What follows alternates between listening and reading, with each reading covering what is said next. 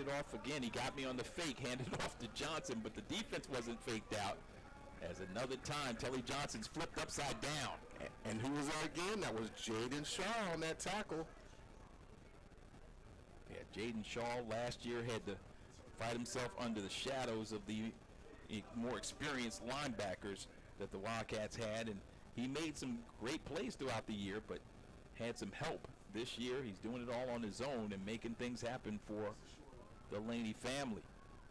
He's plugging those holes. He's got good size, 6 feet, 190 pounds, and he seems to be the one that can deliver the contact to take down Telly Johnson. And here he comes again on the pressure.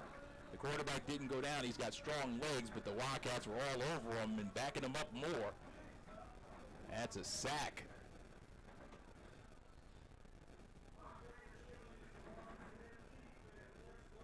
And that was Jaden again on that play, and it looks like he's trying to come out.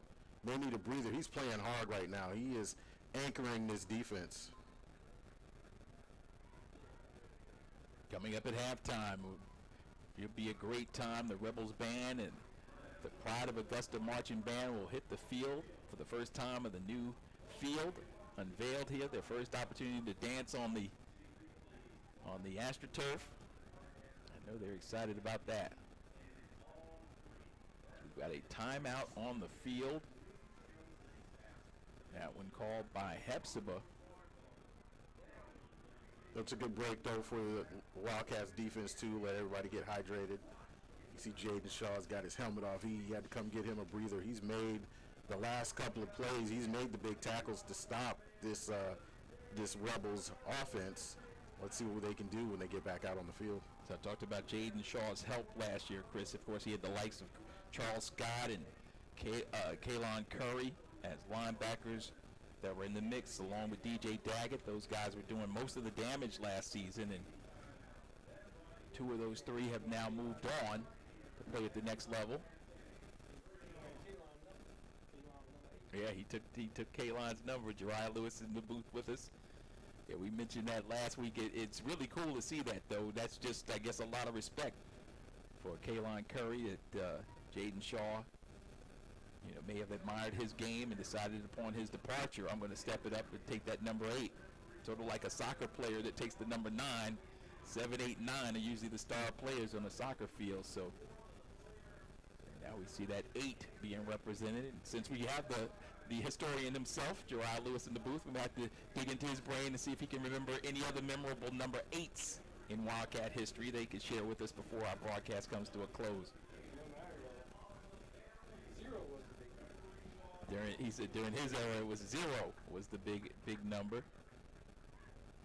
Yeah, as a matter of fact, I think there was a guy that was thinking about wearing 0 this season, but we haven't been able to call his name just yet. Oh, that's right. And I think he actually settled on number 1, and we hope in the next couple of weeks we might be able to call that name out. But that's all we'll say about that. So the Wildcats with an 8-7 advantage, 5:50 left to go. We're in the second quarter. Wildcats with an opportunity to go into halftime with the lead for the first time. This is their first lead of the season as well. Of course, last week's falling behind 21-0. All those points scored in the second quarter. The Wildcats taking care of business themselves in the third quarter with 12 of their own, and then running out of gas in the fourth period. Got close a couple of times, just unable to capitalize and take advantage. Didn't get the 2-point conversions. I think if they had gotten one of those two-point conversions, made it a 7-point game, Strom Thurmond might have been a little bit tight, and they had already turned it over a couple of times. Wildcats with an interception and a fumble recovery in that game. So now coming back out of the timeout, it's 3rd down and long for the Rebels.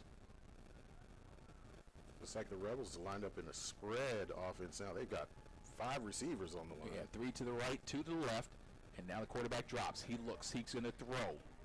Or will he? No, he's not going to throw because he's been yanked down from behind.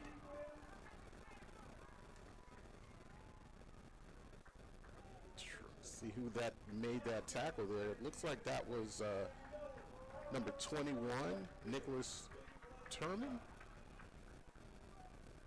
Can't really tell from here, but it looked 21 and 23 were both in on that one. it's a big-time hit right there. Marcus Taylor. And it's going to be a penalty flag against the Wildcats. Coach is definitely not happy about that. Not sure what the call was. Coach is asking for a little clarity. And whatever it wasn't an automatic first down, so it wasn't a personal foul. But it was a 10-yard penalty, which will make it 3rd down. And looks like 6 or 7. Looks like Hephzibah going to put some protection in the backfield this time to protect against that rush. The Wildcats are controlling the line of scrimmage. We talked about the size of that Hephzibah offensive line. Coach was reeling out those numbers, and both our eyes were rolling in the back of our heads. The size of the Rebels' offense and defensive line, but the Wildcats have a few big guys of their own, and they just stopped them right there. Stopped them in their tracks, so it'll be 4th down and 5. Ball still in the Rebels' territory. Rests at the 48-yard line. Looks like they're changing out personnel, so it looks like they're gonna kick this one off, not try to go for it. I think the last time they went for it on 4th down, they were unsuccessful, and depending on their defense to try to stop the Wildcats, but they were able to score off that off some great runs by C.J. Holmes and Daggett. Whitfield in the punt, Justice Whitfield, senior, do everything player, as a looked like a fair catch was called, but instead it wasn't. Carl Holmes fake like he called the fair catch, then he hesitated. Statue of Liberty play, now he rolls the right side. He's got a big opening, and he's down the right sideline. Carl Holmes nearing the midfield stripe after picking up the football at the 21-yard line. That's a return of 28 for the Wildcats, and they're in business with 4:27 left to go before the break. Carl Holmes is a do-everything type of player. He is making the plays that are keeping the Wildcats in this game. A great return to get the ball in excellent position.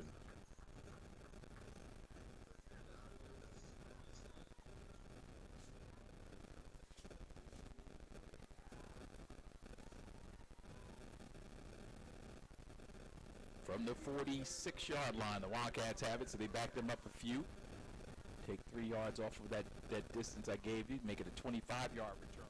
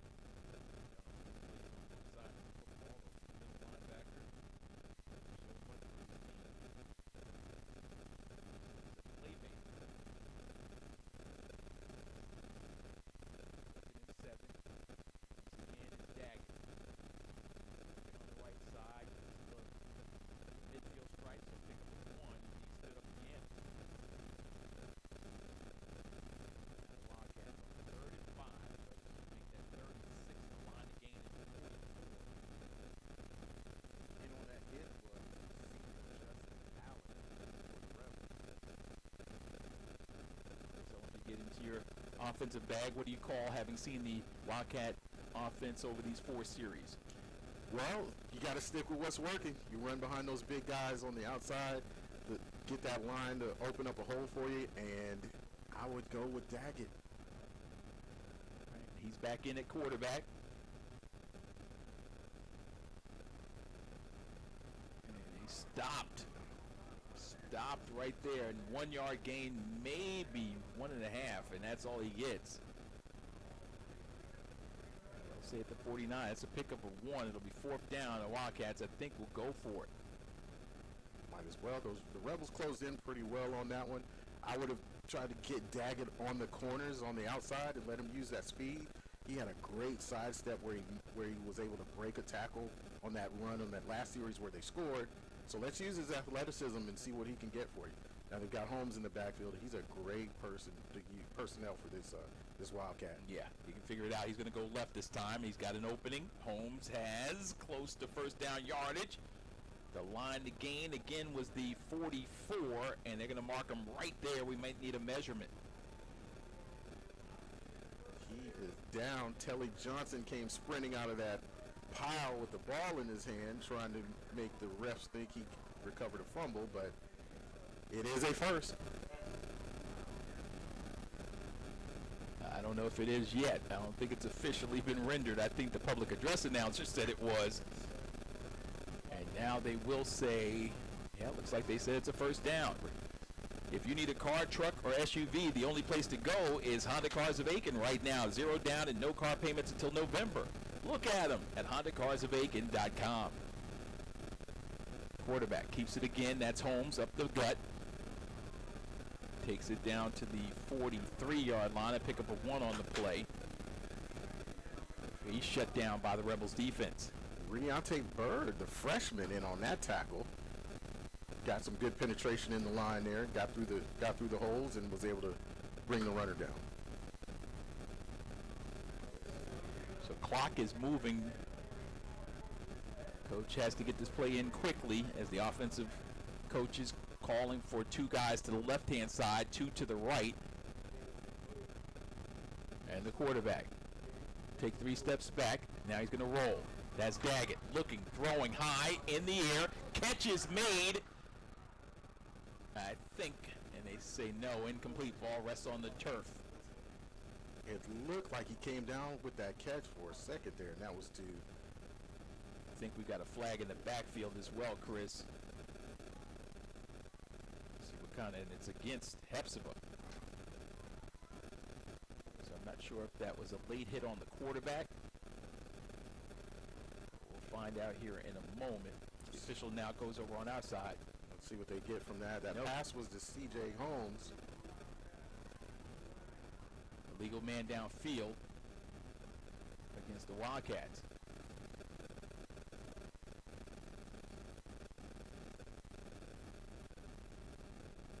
Backs us up into Wildcat territory. 3 wide receivers to the right and 2 to the left. Those linemen so used to blocking for those runs, I think they got a little bit ahead of themselves that time. But that pass was to CJ. It's surprising he didn't come up with it. But a penalty on the play would have negated that anyway. Final minute of the first half.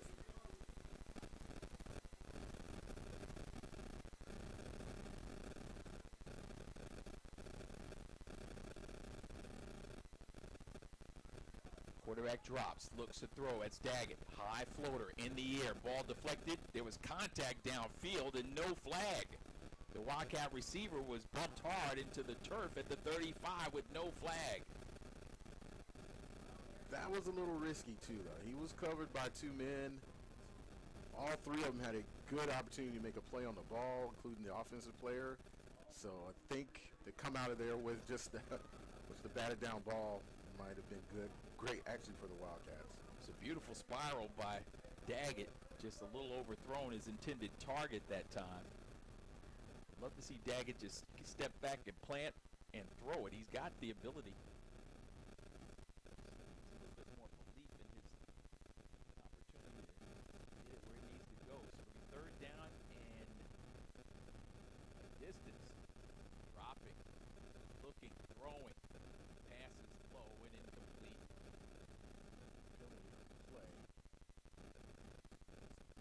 Looks like something that happened there on the line, maybe holding.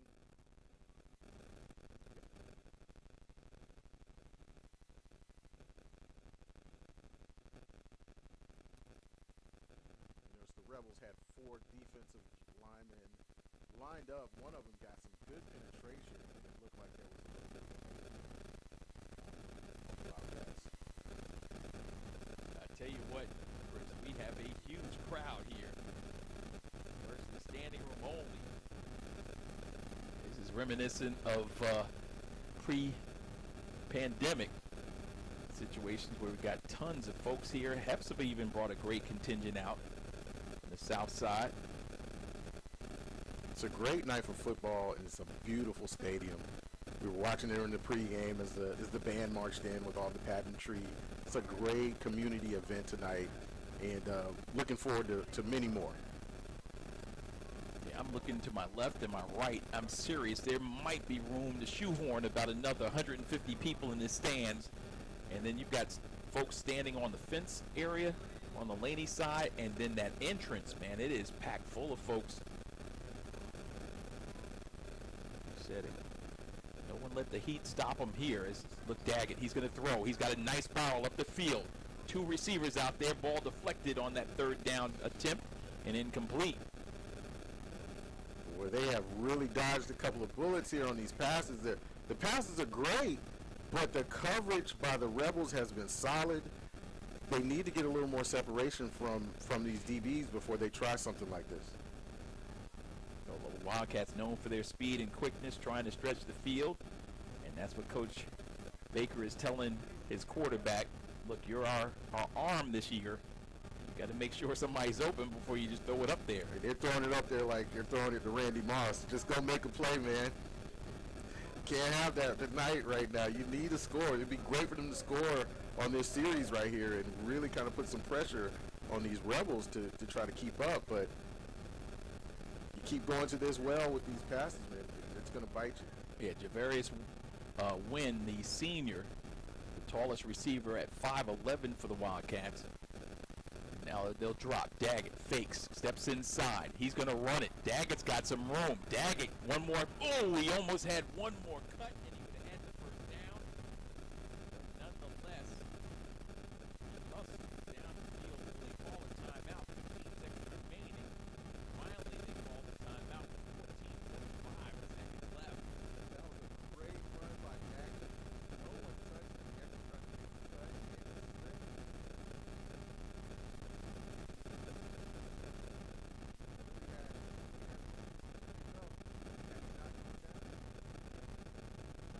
Take that one to the house. Everybody dropped back thinking they were just throwing. He stepped up, took advantage of it, running down the field. 4th down and 4 for the Wildcats inside of the Hephzibah 40-yard line. The ball will be at 38 for the Rebels.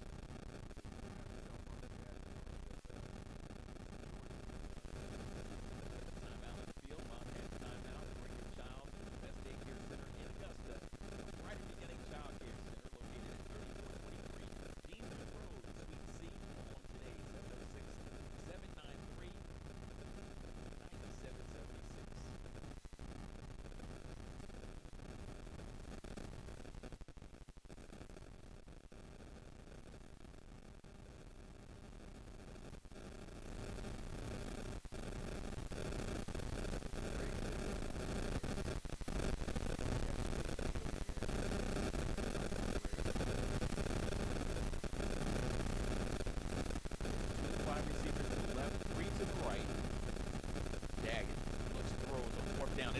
That's a 1st down. That'll stop the clock if he can get down. And he's still on his feet. You got to get down. He's still on his feet. You got to get down. Finally, this time I think the clock operator stopped the clock before the officials did. The last time he left it open, an extra couple 4 or 5 seconds. So the turnabout's fair play. Great read by And they stopped the started the clock as soon as they put it down. As soon as the final play, if they get it off. And they will, yes, they got the play off. The snap happened before the play, but the officials anxious to get in and get some cold water and some AC under their wings. They called it before the ball was an opportunity to play one more down, and it just didn't happen there. Absolutely. Clearly got the snap off before the buzzer. But I think you're right on that, Matt. Those refs are ready to get off the field, give them a little bit of water. Check their Facebook status. No doubt about it. So we played 24 minutes, and it's in the books.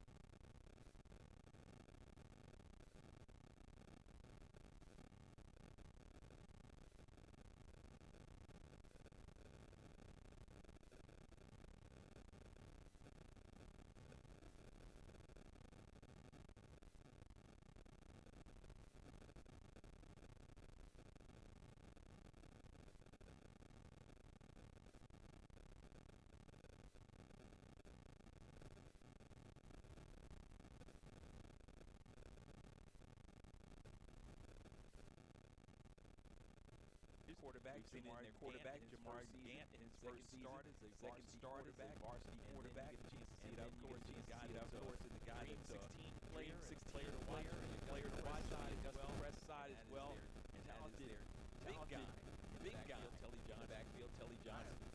I haven't really can't say a lot of talk about him. Talk about him. He does like that. Like that. So it's the whole break tackle. So what I've noticed is the yards after the contact for Telly Johnson has been impressive. And this Wildcats defense has done a good job trying to limit him. Once you get inside that red zone, he is tough to bring down. It's just a matter of time if they keep down. Yeah, no doubt about it. Tonight marks the 26th meeting head-to-head between the Wildcats and the Rebels. Hephzibah. And the Wildcats have been doing it so well. Laney leads 17 wins, 7 defeats, and one tie in a series that goes back quite a few years, back to 1976. The Wildcats won last year's game at Hephzibah, 26-17. Before that, the Rebels won the previous two matchups in 2018 and 19. They won that 33-6 at home. They also were victorious here at LCL Memorial Stadium, doing it 4 years ago, 29-8. The longest win streak in the series was at the inception of the series. Laney won the first 7 games in that series, and the Rebels have won 2 in a row, twice versus the Wildcats in head-to-head meetings.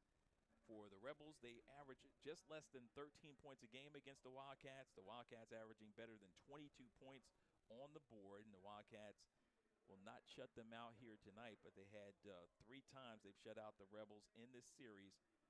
21-0 in 1977, 17-0 in 2002, and then 36-0 in 2015. The lone tie happened in 1983. It was a 12-12 game in that one at ARC Stadium. This is the historic 75th season of Wildcat football. They've been playing football since 1949 on the Boulevard. 401 victories, 335 defeats, 16 ties. Those 2 rings back in 61 and 66. For the Rebels, they're celebrating their 70th year on the gridiron, 213 victories, 451 defeats, and 19 ties. And looking to go back-to-back into the GHSA playoffs for the first time since the 18-19 season are the Rebels. And again, Coach Dorsey comes in 4 years in. He picked up right after that 19 program ended, and now he is looking to continue that run, those back-to-backs, and that's how you build a program. Exactly. We were talking to him earlier this week, preparing for the game. He mentioned how this is the first time he'll see that set of seniors that he's been with all 4 years. These kids have grown in this program. He's instilled in them not only the work ethic, but also the plays and the system. So they're starting to run these plays sort of like it's almost second nature, where they can start making calls, making decisions. What the Wildcats have done well tonight, though, is taking the pass away. So they're really leaning on Telly Johnson right now. And that may be because we had mentioned it early in the pregame. These teams know each other so well. They played each other. We mentioned these kids growing up in these programs. They played each other on the JV level in championship games twice. So they know each other. They're friends. They're competitors with each other. They know each other so well that it reflects it in the score right now. You can see that. Yeah, I wanted to talk to you a little bit about this environment. Obviously, we looked at it, we talked about it. It's nearly standing room only here on the Wildcat sideline. Look over there at the concession stand. It is a sea of Wildcat supporters. The Wildcat Nation has come out to see this stadium. They heard us so much about it, and they've come out in full throat as well, been extremely loud and boisterous. You have kids that have more recent than I, have gone through high school.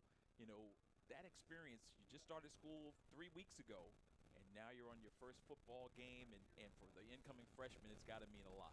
Yeah, it is really special, and I don't know how it is in other areas across the country, but I know here in Richmond County, football, basketball, all the sports are really special, but football is a special event. You have a lot of games like this where you have a Laney playing against a Hephzibah, where you get people who don't even attend the school to come to the game because it's such a fun family event. You've got plenty of Rebels here in the house tonight. You're full of Wildcats here in the house tonight, and I guarantee you that you've got some other students from schools in the area just here to take in the atmosphere. That's how it feels tonight. Yeah, and we mentioned our friends from WJBF are here. Of course, this game will be broadcast again on their flagship, WJBF News Channel 6, on Sunday. So definitely tune in for that, but you can watch the live stream, as many of you guys are doing right now. And we can't thank you enough for that, as Chris and I get a little chance to spend more time telling you about the live stream. If you've not experienced it, it's something to behold. The Wildcats broadcasting on radio for over 15 years, bringing you the consummate coverage of the historically black high school here in Augusta, Georgia, on the airwaves of 96.9 with the Hustler back in our network center holding it down for us and keeping us live and local. And then you have, in addition to that, praise969.com, the ability to listen to streaming audio as well. And now this season, with Perry Broadcasting taking us to another plateau, opportunity for us to shine as we bring you an opportunity for limited sponsorships. We just have a few of them left on the Perry Broadcasting YouTube page, on the radio side, as well as the Perry Broadcasting app. And you can connect with thousands of sports fans throughout the CSRA. And once again, you can contact me, Charles Mac Daddy McNeil, on Facebook, that is Faceback.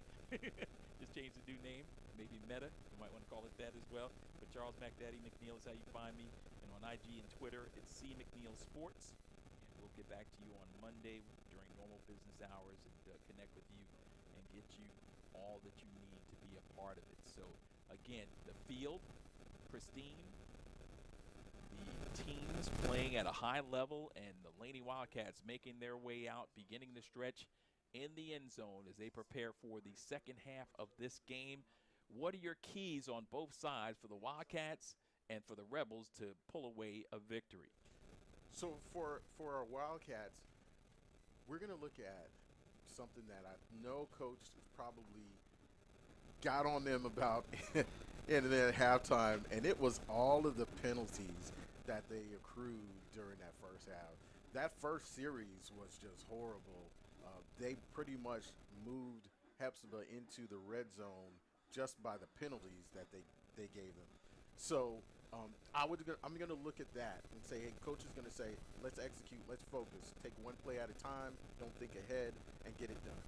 On the Hephzibah side of the ball, you've got the running game going well, but now it's time to add that passing game, balance it out, and keep the Wildcats on their heels. But there you have it. Analysis from Chris Martin as he looks at both sides and gives you kind of an inside track on what to expect in the second half as the Rebels make their way out of their field house, the visitors' field house side, their locker room. The Wildcats with a 10-8 advantage. The Wildcats' rushing offense was tremendous with 19 carries for 112 yards. Hephzibah 12 carries for 33 yards in the first half. The Wildcats averaging 5.9 yards on the ground. Passing game, 2 for 4 passing by the Wildcat quarterbacks, Daggett and, of course, C.J. Holmes, amounting to 19 yards. And overall, 23 plays and 131 yards for the Wildcats. For the Hephzibah Rebels, they were 0 for 4 passing. Obviously, no yards in that effort as well. They finished up with 17 plays and 48 yards. So for the second consecutive week, the Wildcats have dominated the time of possession and the amount of plays. And in this case, they have a lead on the scoreboard, as we mentioned, for the first time this season. Telly Johnson got the first score of the game on a 1-yard touchdown run. It was a 4th down run, and he took it up the middle for a 6-0 lead. Point after touchdown was up and good by Sanchez, and they led it 7-0 at the 8:40 mark of the first quarter. A little bit more than 3 minutes later, it was C.J. Holmes answering with an 8-yard touchdown run of his own. Holmes with the 2-point run on the 2-point conversion, and the Wildcats took an 8-7 lead, which we have now at halftime, neither team scoring in that second quarter. Individual numbers we have for you, as we'll pull those up and see what we have here. Kurt providing those to us, Curtis Smith, we appreciate that. Danny Daggett, 1 for 1 for 13 yards, and Carl Holmes, taking care of business 1 for 1 for 6 yards.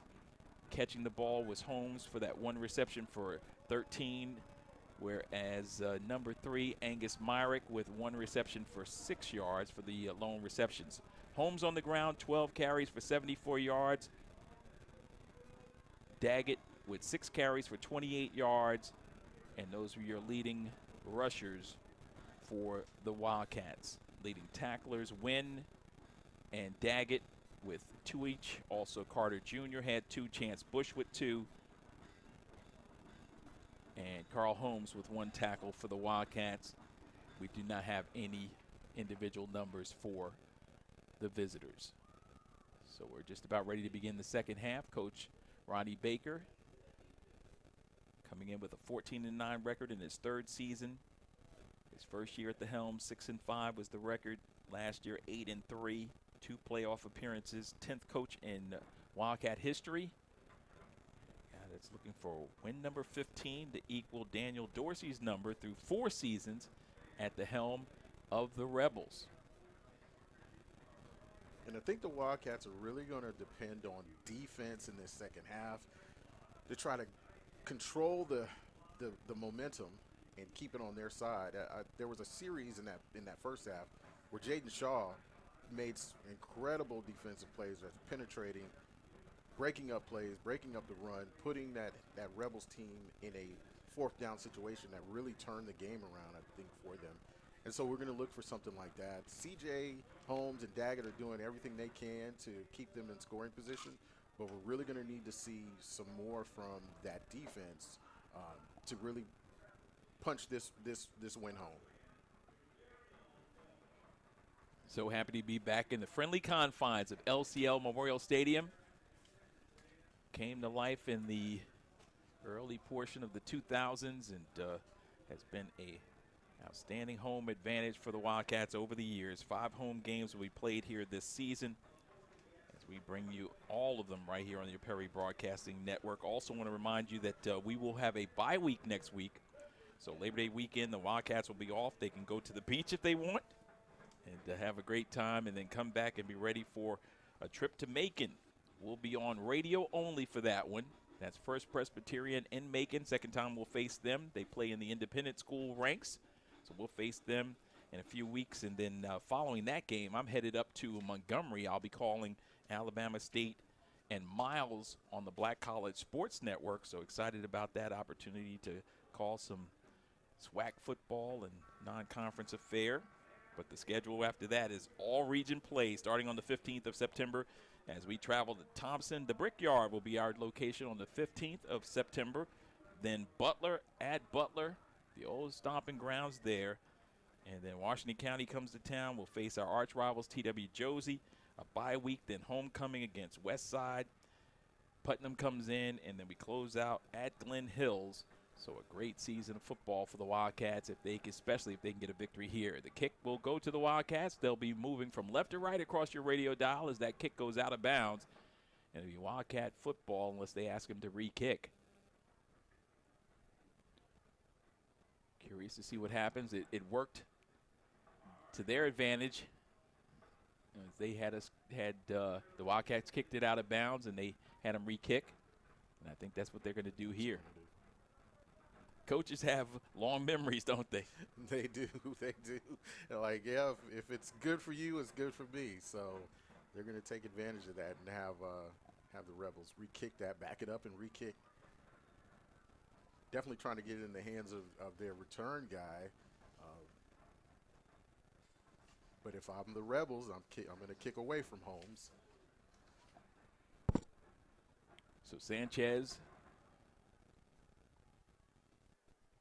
anxious to put a foot in it.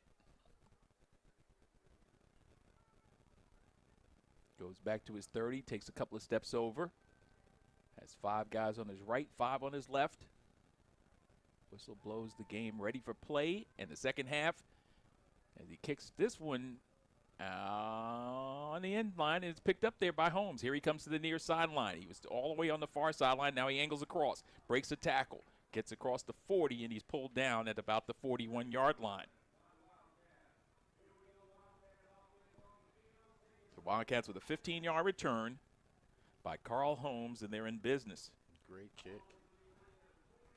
Great, but better return. I think that's why he kicked it out of bounds the first time. He was trying to kick away from Holmes, but couldn't avoid it that time. Yeah, they moved Holmes to the other side because they figured that's what they would do.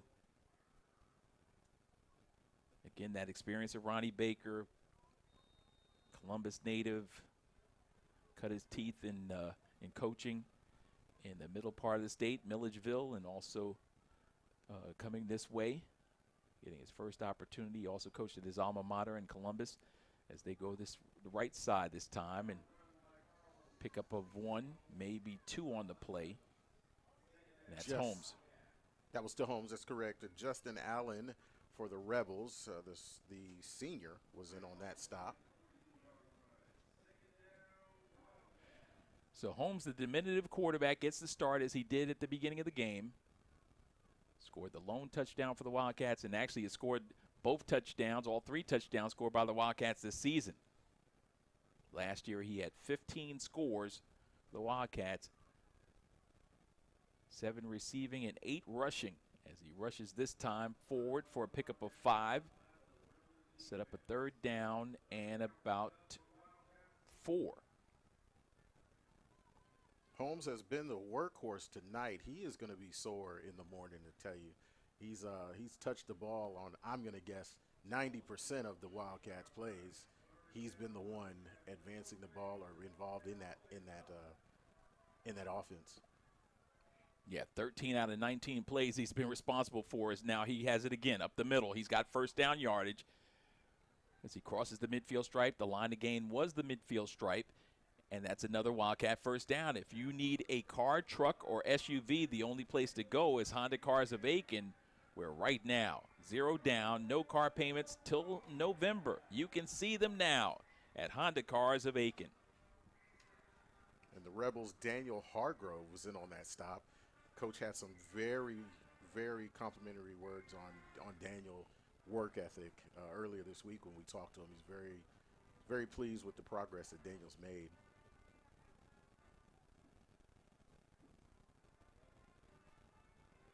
Wildcats, power formation. Now they send Bush over on the left side as a lead blocker, and they'll head that way. Double block, almost sprung. Yes, he's still on his feet. Holmes, not to be denied the first time, spun around and then leans forward for a pickup of 3 on the play. That was a hard-fought run. He looked like he was going to get more, but he was caught right there coming through the hole by the linebacker for the Rebels. Looks like that was Logan Hayward that slowed him down long enough for the rest of his teammates to come and make the tackle. So Holmes is going to come out. That means Daggett's coming in. Or will it be Pride? That looks like could be Angus Myrick. It will be Pride. So James Pride getting his first handle. And there he goes, carrying people. James Pride only had 2 touches in last week's game. Was ineffective running the football, but this time he goes off the Wildcat and does work. Oh. And that's a first down for the Wildcats. If you need a car, truck, or SUV, the only place to go is Honda Cars of Aiken right now. 0 down, no car payments until November. Look at him at Honda Cars of Aiken. Pride is hungry. Feed that man. That was one of the best runs of the night. He was carrying 3 Rebels on his back to pick up 6 more yards. And now we got a flag flying. And the Wildcats are walking backwards. That hurts. But that was a great run from Pride. It's a good change of pace for them from CJ and Daggett.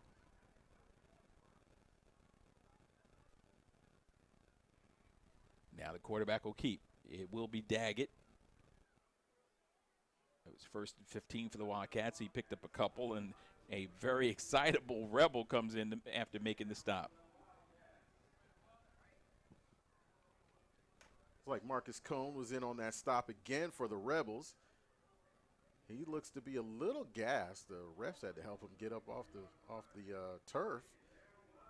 All this running that the Wildcats are doing are starting to wear down this big Hephzibah defensive line. Yeah, so Jalen Alford also in on that stop, the linebacker.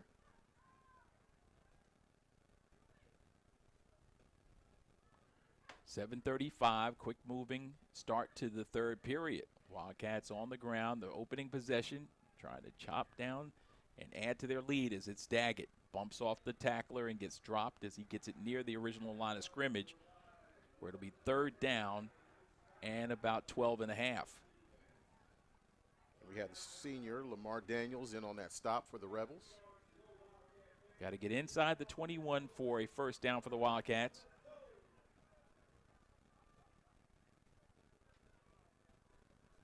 Play coming in from the sideline. Wildcats had hoped they'd have their 25-second clock in place by now, but I think it's still on back order.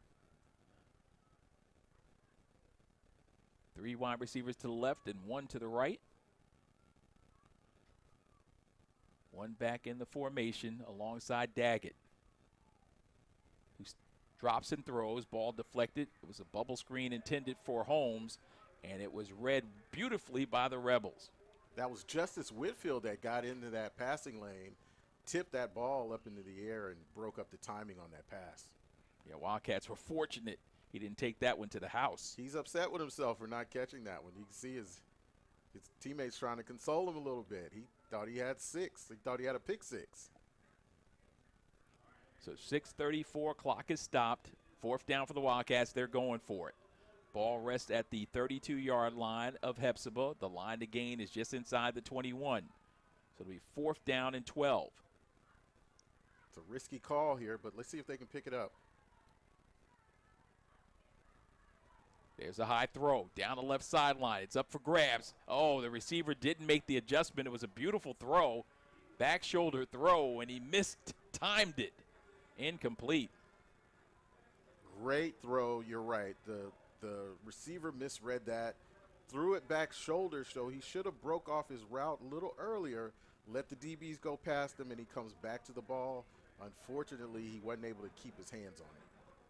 I remember back in the day, and I say back in the day 10, 11 years ago, that throw was not in vogue. And I remember some Wildcat receivers very upset with their quarterback who was throwing back shoulder throws before they were, all the rage. And subsequently, we missed out on some golden opportunities to cash in and keep drives alive because guys were upset that you didn't throw it out there and let me show off my speed.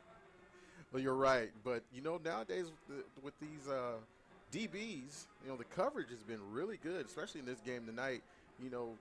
Instilling that play where you've got a little back shoulder, throw it short, let that receiver come back to it, is a good way to just move the chains or at least get a penalty call.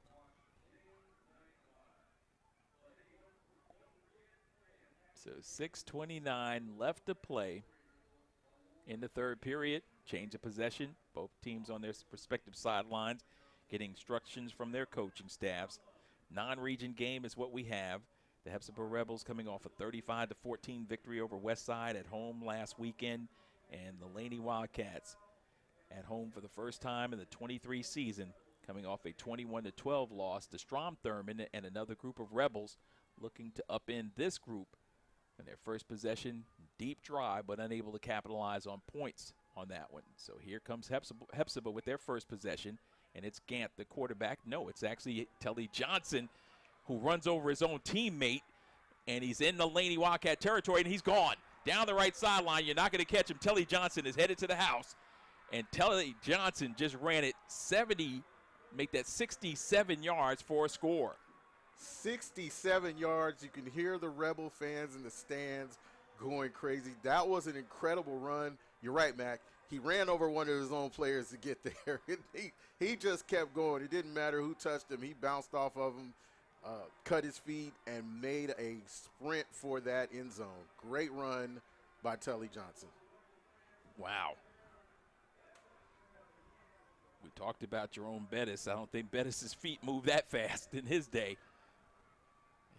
Early in his career, maybe he would take one to the house, but not 68 yards like that. Wow.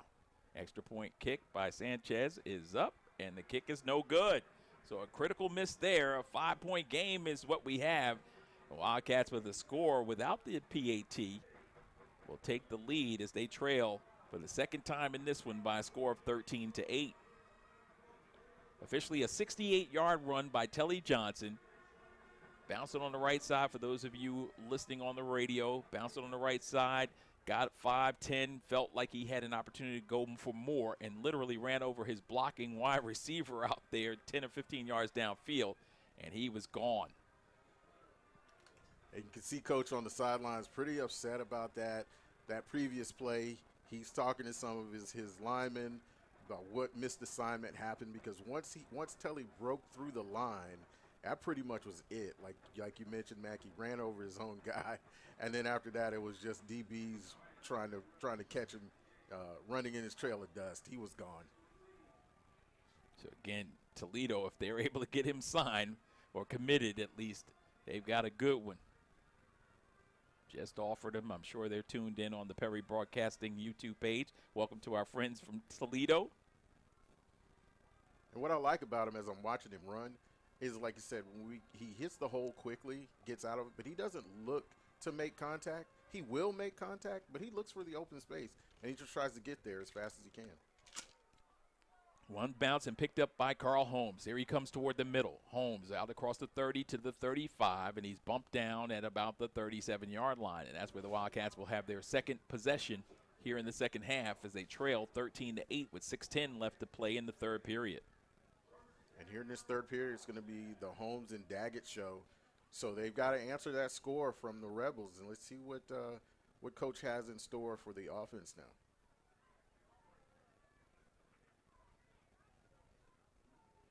Coach Baker in a huddle with his offensive unit, checking out his assignments, and now he'll send the line out first, along with James Pride.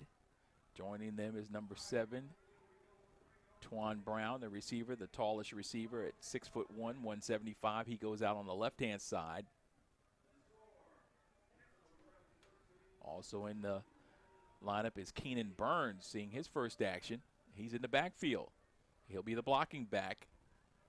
He didn't get his block because James Pride in the Wildcat carried it right side and was bumped down to the line of scrimmage, no gain.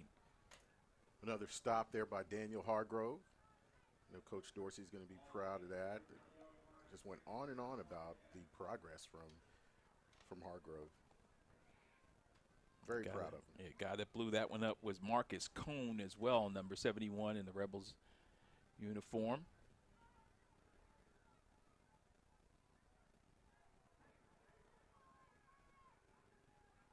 So second down, they gave him officially a 1-yard gain on the play, and here he is again, Pride. Trying to do his best Telly Johnson impersonation. Great run by Pride, like we saw before in that last series. I think they need to give him the ball a little more. He's hungry. And you can see him running away from Cone and Hargrove, so I think they found maybe a side on that side of the line that they can break through. Yeah, Pride 5'11", 240. And here he is again on 3rd down and 5, and they're looking for him, and they've got him. So that's what they worked on in practice. And Coach talked to us about he doesn't really worry about his opponents. It's all about the Hephzibah Rebels style of football. Exactly. That stop there was by number 50, Solomon Mathis, sophomore, but a great solo tackle. Just wrap him up and bring him down. So you could tell that this Hephzibah team practices a lot on execution. We've seen a lot of solo tackles tonight. Once they wrap you up, they're great at bringing you down in the open field.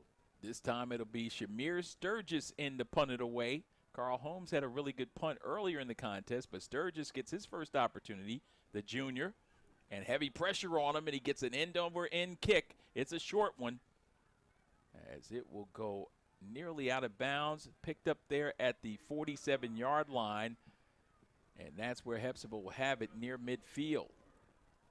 Not sure what the thinking of was that. I mean, that punt nearly got blocked. A 12-yard punt and no return. That one hurts for the Wildcat faithful. Not a great punt. You're giving a Hephzibah team who just scored off of a big run really good field position. And I'm looking around for Carl Holmes to see if he might have been injured because, like I said, he got a gorgeous punt off in his one attempt earlier in the game. And for Shamir Sturgis to come on, had not had an opportunity really to stretch in that way and forced into action. And he was really deliberate on the kick. Took a little time as he released it, so that was problematic for the Wildcats. 4:12 left. Wildcats down by 5. 13-8 is our score. We're here at LCL Memorial Stadium on the Boulevard. First home game of 5 on the home set this season, as we'll take on several talented teams inside these friendly confines. Capacity crowd on hand as well. As I look down, and if everyone's seated, it is literally standing room only. On the home side, that is. A visiting side with better than 300 or so making their way in from the south side of town as well. South Richmond County, Hephzibah. And for everybody talks about the matchups when you have a matchup against Laney, it's everybody else's Super Bowl. Did you see that as your experience going back to your days at Glen Hills? Absolutely, absolutely. There are certain schools here in the area. It doesn't matter what their record is. It doesn't matter what your record is. It is personal to you. And Laney, of course, the Wildcats being one of those legacy schools of Richmond County, it didn't matter where you went. When you got a chance to play them, you wanted to win. Obviously, you have the natural rivalry just down the road at Butler, but then this one also was special, the east side against the south side. So we got another rendition of that with Hephzibah and Laney, 13-8, and now Hephzibah with the football. And it's Johnson once again. Now his version of the Wild Rebel, running it up the gut. He picks up 5, maybe 6 on the play. And you brought up something really significant, Mac, when you mentioned why Sturgis was in on that punt. We could see that CJ now is a little gimpy. He's out on the field right now, but he's shaking that leg. I think he may be a little dinged up, which is probably why he didn't punt that ball. It's unfortunate because it gave the Rebels really good field position, although they seem to have gotten a penalty now to back them up a little. Yeah, that was holding on that rushing attempt, so backed them up 10 yards. It'll be second down, or make that first down, rather. They replay the down. It'll be first down and 20. Line to gain is the 43 of Laney. The ball rests at the 42 of Hephzibah. Make that the back them up to the 38 of Hephzibah, 37 of Hephzibah. So that's where they have it. And the quarterback, Gant, back into the lineup, and now he's going to throw. High throw down the right side. Only one-on-one defense, and the Wildcats get the interception, I do believe. Down the sidelines. Yes, it's an INT for the Wildcats.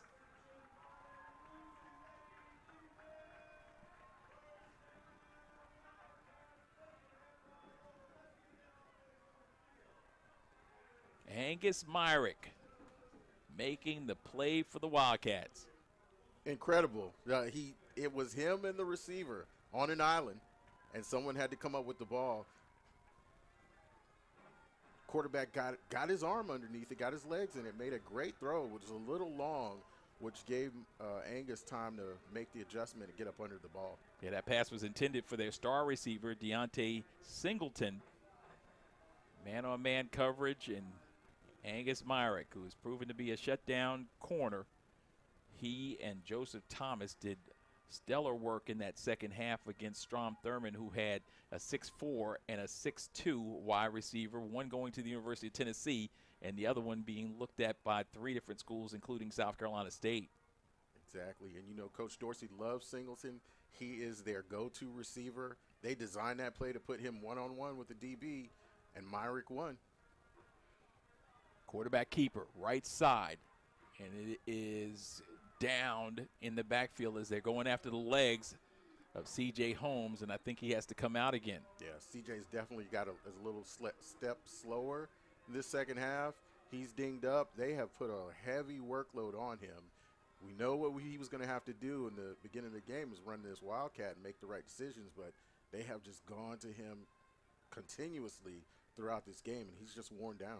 Yeah, he has to actually stretch out, threw his helmet down in disgust, and now laying down on the field, stretching those legs. And again, we talk about the heat and humidity in the area, as it was 100 degrees temperature-wise, not to mention 112, 113 with the heat index today. They moved the game back to 8 p.m. for our start time, and then, you know, the players got on the field, and it was about 91 degrees at the kickoff. Expected to go down to about 83, still with high humidity. Absolutely, it is muggy. You know, the temperature has come down a little bit, so it's a little more bearable, but it has been muggy tonight. So players definitely have got to stay hydrated when they're not in the game. But CJ stays in the game. It's very few times he's come out. Yeah, he's hydrating now on the sidelines as they get a chance to have conversations with him, and the Wildcats try to figure out exactly what they're going to do with their offenses. Now it's moving in the opposite direction. Kind of shows a little bit of the dysfunction when CJ comes out. You've got, you know, new personnel in, made some changes, moved some people around, and so now the chemistry's a little bit off. So it's first down and forever for the Wildcats. And they're running left side. Pickup of 3 on the play. Maybe a short 3. And we got a player down. I think we've got our first real cramp situation on the field. And we got one on the sidelines also dealing with cramps. He's stretched out.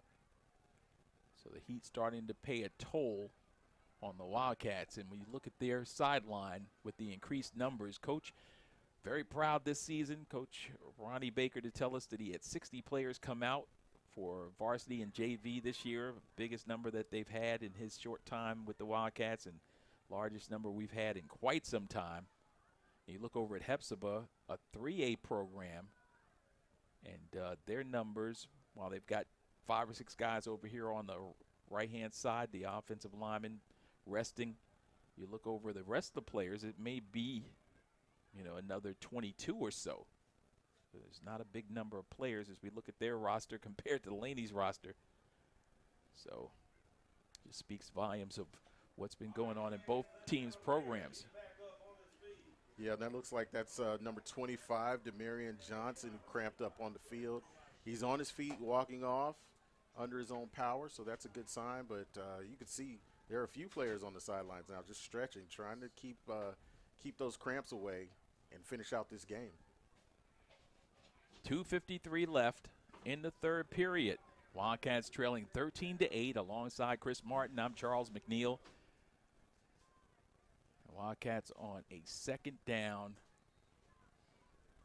and long. Line to gain is the 41-yard line.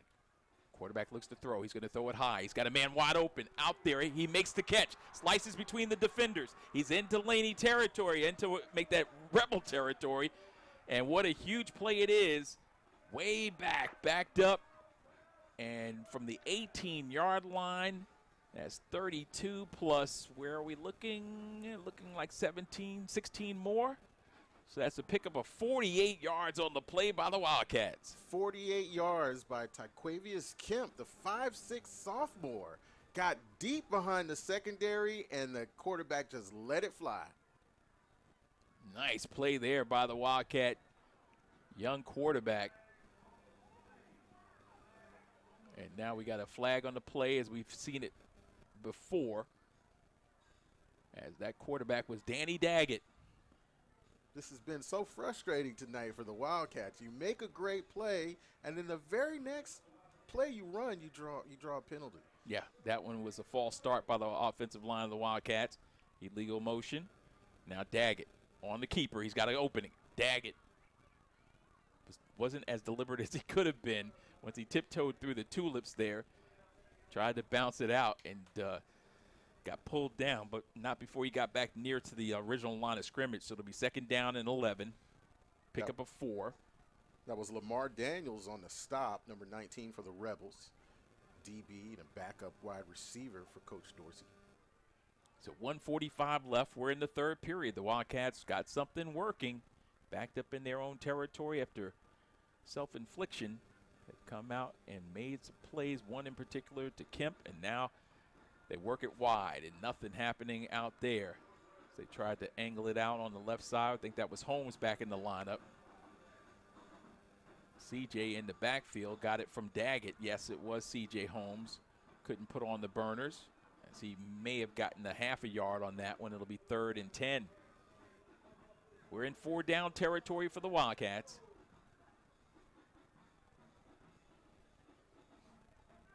.105 left. Looked like that was number 23, Trayon Brown on the stop on the outside there. We've got a timeout, a Wildcat timeout. Timeout on the field. Bring your child to the best daycare center in Augusta. Brighter Beginning Child Care Center, located at 3423 Deansbridge Road, Suite C. Please give them a call at 706-793-9776.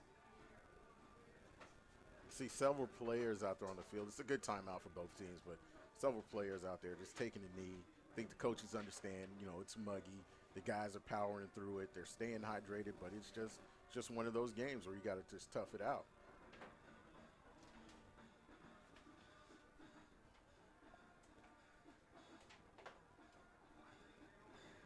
Wildcats in a huddle near the 45-yard line. The line to gain is the 24.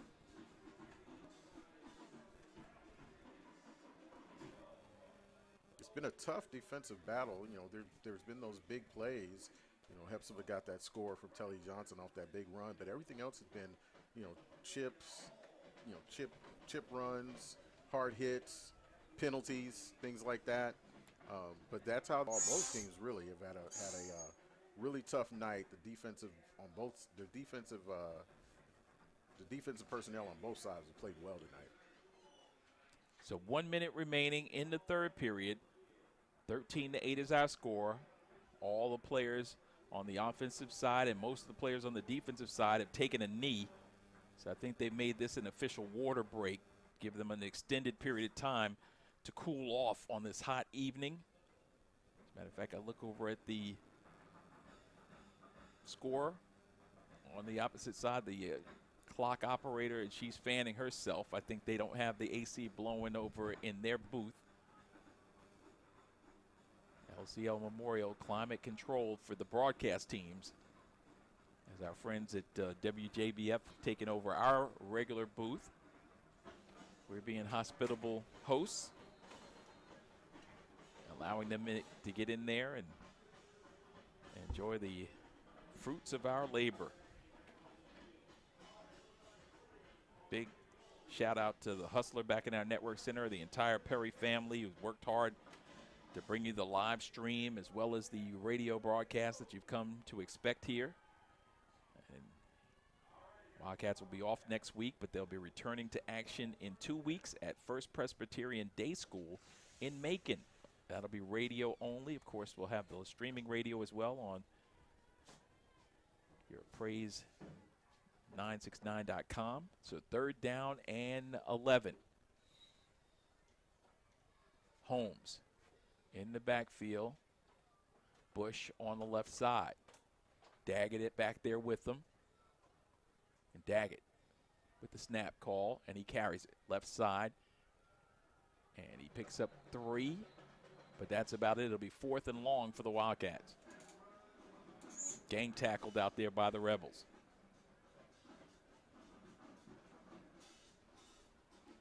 So what did you think of that play call? Well, it's been their bread and butter all game. I was just so excited about the deep pass that they got. I was looking for them to go back to maybe add a little more passing in this series, but looks like they're going to be satisfied with just doing runs. Yeah, they might be settled on just field position the rest of the game. 4th down, ball resting at the 33-yard line and rolling to the right. It's Daggett. He will throw. He's going to throw it out there. It is complete. Pass is complete for a Wildcat first down. The catch is made at the 21-yard line. That was a great throw. Great throw. So they ran it off to the flats. They had the receiver go deep and then come back to the ball. create some separation for him, and Daggett put it right on the money. That's Great another play. Wildcat first down. If you need a car, truck, or SUV, the only place to go is Honda Cars of Aiken right now. 0 down and no car payments until November. You can see them now at HondaCarsOfAiken.com. That's the end of the third quarter.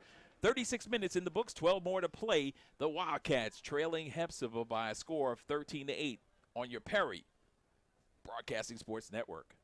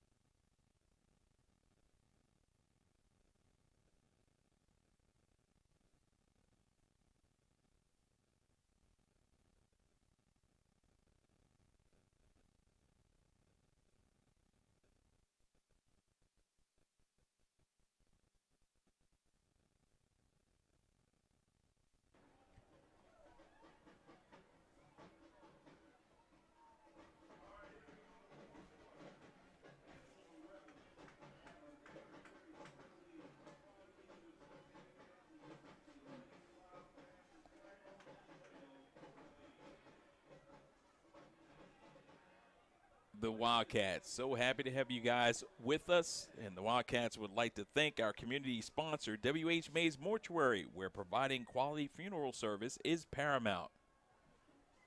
They've been a sponsor of Wildcat football for quite some time. Happy to have them back again this season as a community sponsor, W.H. Mays Mortuary. So we're about ready to begin the fourth period. The Wildcats are on the field. After the first down pass from Daggett to his sliding receiver. And now let's see what the Wildcats can do with it. One back in the formation. Send a man in motion to the left side. And now they'll run it that way. Daggett outside. Tries to knife it back. No, he bounces off the tackler, and now he's still on his feet to the outside. And that's actually Carl Holmes doing his best Daggett impersonation. Carl Holmes back on the floor, and once again they go for his legs as he slowly takes strides out of bounds. Holmes has just been the workhorse tonight. He's carried the ball countless number of times. He's taken a lot of hits, but he's kept them in good field position. And then what they're going to do is kind of do the alternating quarterbacks as Holmes comes out, Daggett comes back in. On a 7-yard pickup by Holmes, we've got a 2nd and 3, and the ball's in the red zone. Ball rests just inside the 15-yard line. Now that last play that Daggett was in, he threw a good pass to the receiver to pick up that first down. They're in the red zone basically. Now let's see if maybe he can get another one of those passes to the flats where the receiver comes back to it and pick up an easy first down. And now it's Daggett, left side, hesitating. Had the ball like a loaf of bread right there. He's fortunate to hold on to it as he was bumped rudely and banged back around the 15-yard line. Yeah, the Rebels were all over that play, and that was Jalen Alford, the senior, who made that stop.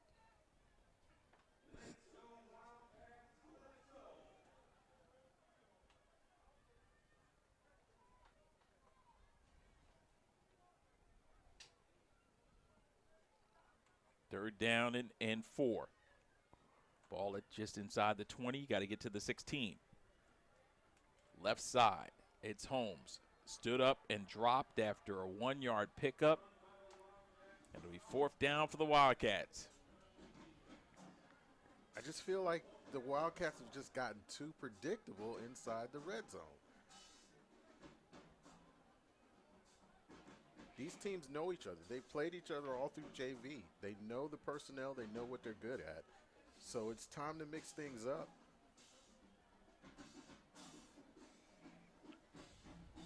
So Wildcats' opportunity to keep this drive alive comes on 4th down and 3. Just inside the 15-yard line. Once again, the line to gain is the 16. And now a timeout will be called by Hephzibah. I think Hephzibah smells something's up. They got Daggett in the backfield as the QB, and they send Holmes out as a wide receiver. So Coach Dorsey didn't like that personnel lineup. He's going to make some adjustments. So coming to this game, Martin's moneymakers were Telly Johnson and C.J. Holmes, and they've certainly stepped in and done what was expected of them based on your analysis entering it. Well, yeah, knowing these teams, knowing what their bread and butter is, you figure that they're going to stick with that and make you stop it. And although the Wildcats have done a good job on defense, it's been a couple of those breakthrough plays that Telly Johnson, which is typical for his size, that he's done. He's one of those big backs that wears you down, and in the 3rd and 4th quarter, now you give up the bigger runs, like a Derrick Henry. Yeah, Telly Johnson, 23 touchdowns last season, averaged 8.3 yards a carry. He was the county's lone 1,000-yard back. Dream 16 member, as is Holmes this year, the Augusta Chronicle. And that players to watch list for the Augusta Press. Mr. Stovall and Mr. Wheeler doing a great job of covering our high schools. Now rolling to the right. He's looking, has room. Now he's going to run. Can he get to the 1st down marker? I think he's got it. Let's see what they give him. Oh, they marked him short of the, no, he got it. He needed to get to the 16. He got him all the way down inside the 10. There, they mark him back to about the 12. We'll take it. Forward progress, a 1st down Wildcats. Did a good job of stringing that, extending that play and stringing it out. There was great coverage for the Rebels in the end zones. They weren't going to let him get a pass in. So the last minute, he decided to tuck and run and just barely got that 1st down. Yeah, needed 3, got 5. The Wildcats will say hallelujah. If you need a car, truck, or SUV, the only place to go is Honda Cars of Aiken right now. 0 down and no car payments until November. Look at them at HondaCarsOfAiken.com. Thank you to Honda Cars of Aiken being our 1st down sponsor this season. And yet another Wildcat 1st down. They had 10 of them in the 1st quarter.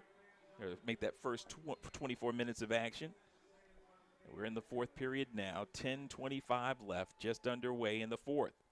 And, oh, man, they said they didn't get the line of game. My bad. That was actually a turnover. I had it down at the 16 for the line of scrimmage. And I think there was a turnover on the play, though. They may have gotten this ball back. the Wildcats did get the football back. So it did look like the line of game was the 16. Was I wrong in that with the Wildcats? And then they turned the ball over at the 13, which was kind of surprising. But turn it right around, the Wildcats get the football back. So Ronnie Baker, who's apt to kind of get after the officials, I'm sure is pleased by his defensive effort right here as we've got an injured Wildcat on the field. It looks like it's a cramp, and hopefully nothing more severe than that. What a play by the Wildcat defense. Excellent play. I mean, there was a little bit of confusion there on that exchange. We thought Daggett had picked up the 1st down. He didn't. So Hephzibah got in there. They tried to take a quick snap, but the Wildcats, were ready for whatever was coming forward, and were able to get in there and get the strip and pick that ball up. So now they're in great field position to score. We do have a player down on the field. Again, like you mentioned, these cramps are starting to flare up among these players. It is warm out here, but he's up on his feet, and he's able to walk off under his own power.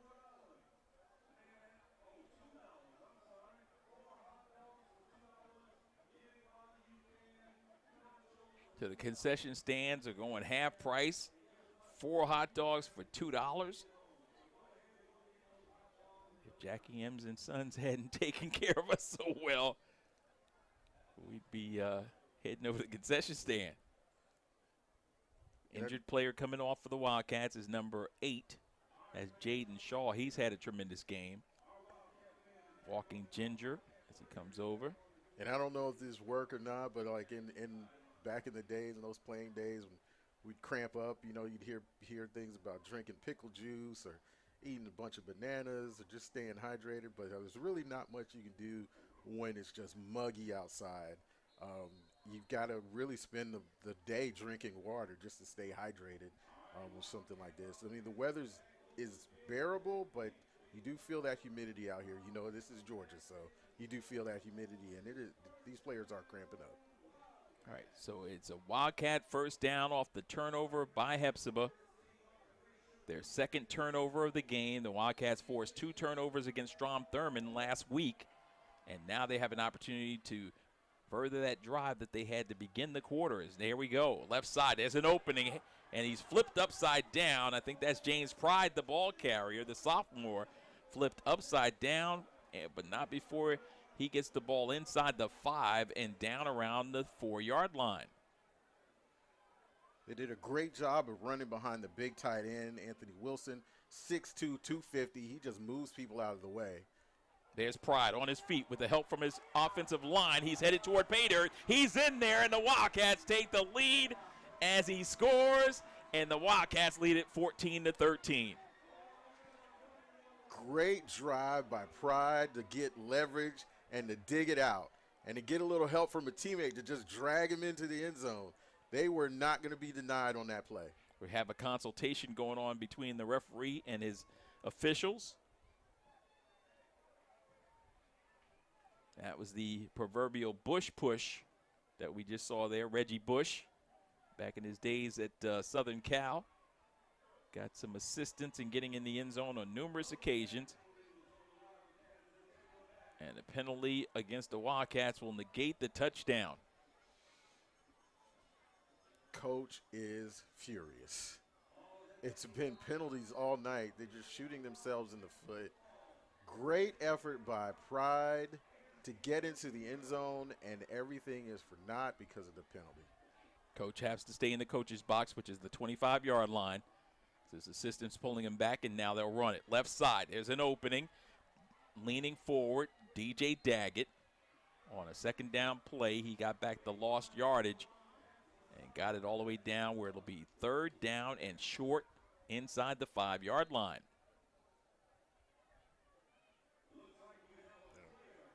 And we've got another injured player. I think it's some more cramps. 2 players, now 3 players down for the Rebels.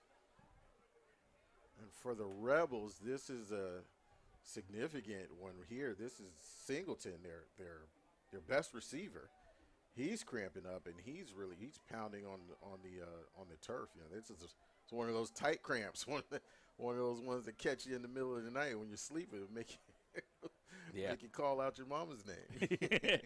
That was Singleton, like you said. Along with him was several of his teammates. Solomon Mathis was another guy, a sophomore. He got up under his own power and made his way to the sidelines where he's getting some H2O. But Singleton walking a little bit like C.J. Holmes did earlier. Absolutely. Not able to put a whole lot of weight on it as he tries to walk it off. Yeah. And those who are listening and watching, if you know when that calf muscle cramps up after you've been running or doing any kind of work, when it just really locks in, it will literally bring you to your knees, and you can't do anything but grab the back of that calf and try to rub it out. And even after it releases, it's still tender. So I would imagine Singleton may have to sit out a few series here just to be able to run and get back into play and be effective. All right, so after the officials' timeout for the Hephzibah Rebels injuries and cramps, it'll be 3rd down and a long one for the Wildcats. The line to gain is the 3.5-yard line. It's C.J. Holmes. Before he get ahead of steam up the snap, there's a penalty flag. It's in the backfield, and that might be half the distance to the goal, and another Wildcat first down. Let's find out.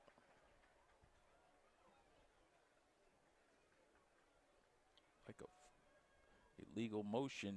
Let's see what the official says.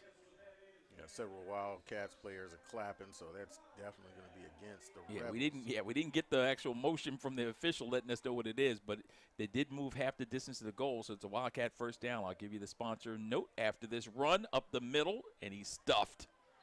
So that Wildcat first down. If you need a car, truck, or SUV, the only place to go is Honda Cars of Aiken right now, 0 down. And no car payments until November. Make sure you go see them now at HondaCarsOfAiken.com. That was a touchdown-saving tackle by number 67, Brian Bailey, another senior on this Coach Dorsey Rebels team.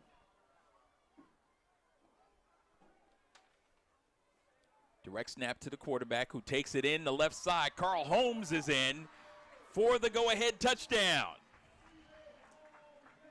That was probably C.J. Holmes' easiest run of the night. The only run he's probably had where he hasn't been touched or banged into by a Rebels player. He went into the end zone untouched. Easiest score of his career, I do believe. 8:27 left. The Wildcats take the lead, and you can see the excitement in this fan base. Not a whole lot of noise because they're hot themselves. And that's a great cure for the cramps. When you get an easy little score like that, all of a sudden the pain goes away.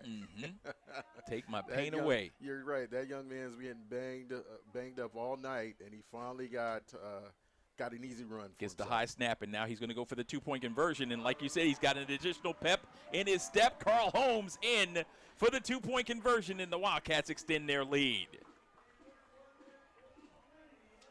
Great speed by Holmes, read the blocks, was able to get in between and dove for the end zone for the extra point. And that's why he's one of the Martin moneymakers for this game tonight. He has not disappointed. So Carl Holmes on a 3-yard touchdown run, and then the two-point conversion by Holmes gets him some additional points. And once again, it's the Carl Holmes show. 2 touchdowns last week, 2 touchdowns this week. And this one, the go-ahead score, gives the Wildcats a 16-13 advantage with 8:27 left to go in regulation. What a way to start the 75th season of Wildcat football on the Boulevard. 16-13 Hephzibah Rebels, a series that dates all the way back in the day. Now the Wildcats set the boom it away, straight ahead kick, and it's picked up by one of the upmen at the 29. Straight ahead running to the 40. That's Telly Johnson, left side. There he goes into Wildcat territory. Let's see wherever they say forward progress is stopped. And it wasn't Telly, but it was somebody who's big in stature like Telly. That was Justice Whitfield with a great run. Oh, he's been involved on a couple of good special team plays tonight. Not only just kicked the ball a few times, but he gave him a great return there. Yeah, he's the guy that Coach talked about, does a little bit of everything. He's a place kicker, he's a punter, does special teams. You just roll the football out, and he'll find a position. He played quarterback as well.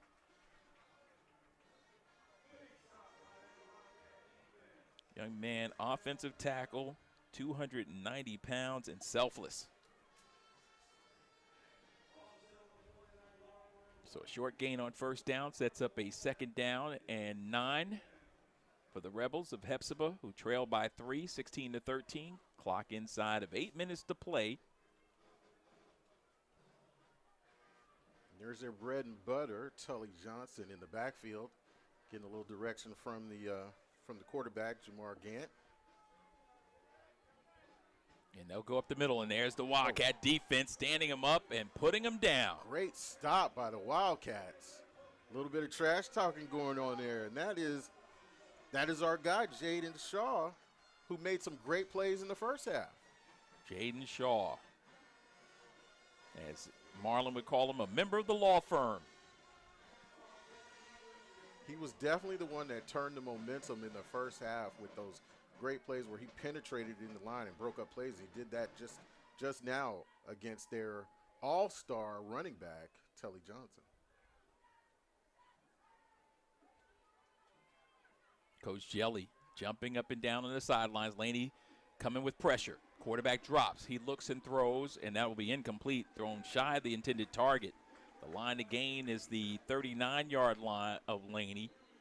But that pass on the sidelines came up about 4 yards short of the intended target, and we've got a man down on the sideline. Yeah, quarterback Jamar Gant was just looking to get rid of that. There was a lot of pressure from that Wildcat front, and he just wanted to get rid of that ball as fast as he could.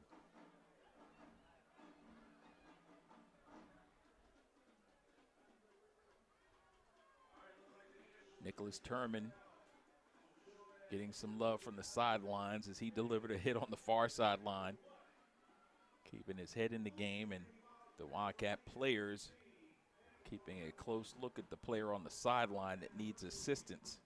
Now he gets up, gets a tap, and once again it was the superstar, Deontay Singleton, who had cramps a little bit earlier, and now he's hobbling off for the second time. Looks like the cramp monster got him again. Like we were talking earlier, when that muscle locks up, it is really hard to get it loose and get back in there. It still feels tender, and it's liable to do it again. I would suggest he probably needs to go to the sidelines, miss the rest of this series, even though it's important to him, and just get hydrated. Yeah, it's hard for him to come out of the game. He's a 4-year starter. Kick returner and punt returner as well. Great hands, excellent concentration. 3 catches versus Westside last week. Wildcats have been able to hold him in check in this one. Only one huge game in the game was Telly Johnson, 68-yard touchdown run to begin the second half, nearly midway through that third period, to give his team back the lead before the Wildcats come back with a drive of their own to open up the fourth. It was negated, as it seemed like the line to gain markers might have been off a little bit because it looked like the 16-yard line. The Wildcats got to the 13. They said it was no bueno, and gave the ball to Hephzibah, and then the Wildcats forced a turnover. And right after that turnover, they cashed in on a Carl Holmes 3-yard touchdown run. So now 4th down, and the punting unit is on for Hephzibah. Yeah, Singleton's out with that cramp. I know Coach Dorsey loves him a lot because he can stretch the field. But without him in the game, that deep threat is just not going to be there. Whitfield kicks it. It's picked up by the return man. He's dropped immediately. So a nice punt. Let's get the distance on this one. Once they mark him down, they'll mark him at the 13-yard line. So a 37-yard punt and no return. The Wildcats will have it 1st and 10 from their own 13-yard line. So Hephzibah couldn't ask for a better punt. The situation for them right now, what they need to see is have their defense step up, give that offense some time to recover, see if maybe Singleton can get back into that defense if they can get the ball back. What you'd want to see from the Wildcats now is ball control. Let's keep this ball. Let's move it down the field, get in the scoring position, and chew up the clock. 3 backs in the backfield. The quarterback with the direct snap will carry it himself. That's Holmes. He gets a little assistance from his teammate as a flag goes down late as he stood up. And that might be holding penalty against the Wildcats.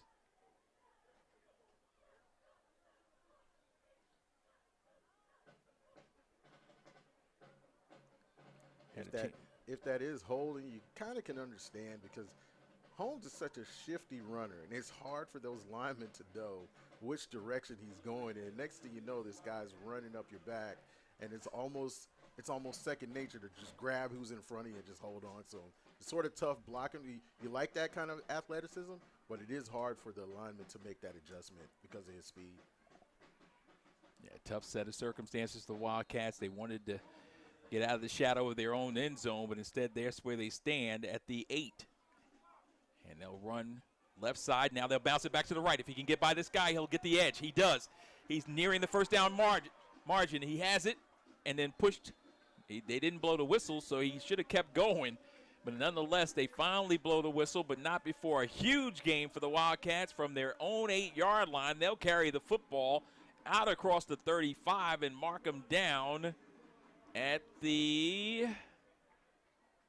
they'll mark it back at the 34-yard line. Wow. 26-yard gain on the play for the Wildcat running back. Great game by Daggett. You can see him coming off the field. He's a little gimpy. These cramps are setting in. We got another Wildcat laying on his back. You know, it's just one of those games tonight where the mugginess and the humidity is just making everyone lock up. You just can't drink enough water, I'm assuming. Yeah, zapping them of their strength, but that's another Wildcat first down. Our first down sponsor, Honda Cars of Aiken. If you need a car, truck, or SUV, the only place to go is Honda Cars of Aiken right now. 0 down and no car payments until November. Man, that sounds good. You can check them out right now during this timeout on HondaCarsOfAiken.com. And speaking of timeouts, this Wildcats timeout is brought to you by A Brighter Beginning Child Care. Bring your child to the best daycare center in Augusta. A Brighter Beginning Child Care Center located at 3423 Deansbridge Road, Suite C. You can call them today at 706-793-9776. These young men, they're going to remember this game tonight. They'll probably call it the cramp game. Well into their 30s.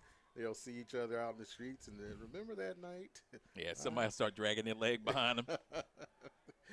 It'll get worse and worse as the years go on. But the good thing about this game for the Wildcats is they got next week off. So whatever's ailing them, they have a couple of weeks to work through that. Hopefully it'll get a little cooler. As we'll come back the week after Labor Day. That'll be my birthday week. We return to action. Congratulations. Yeah, I'm excited. Praying that I make it that far. 62 years on the earth. What a blessing that'll be.